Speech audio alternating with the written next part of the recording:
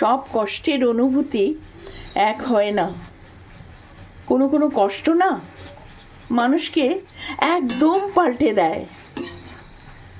আর যারা ছোটবেলা থেকে অনেক কষ্ট, অনেক অবহেলা, অনেক যন্ত্রণা, অনেক অপমান নিয়ে বড় হয়েও যারা চুপ করে থাকে, তারা এক একটি সোনার মূর্তি।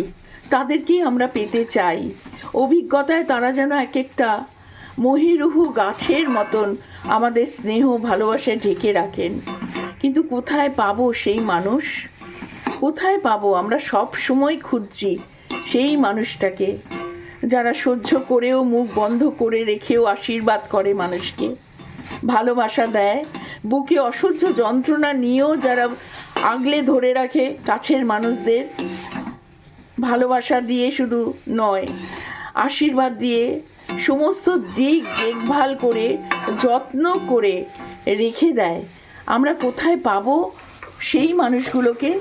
আমরা খুঁজে বেড়াই সেই মানুষগুলোকে, আমরা কেন পাই না সেই মানুষগুলোকে?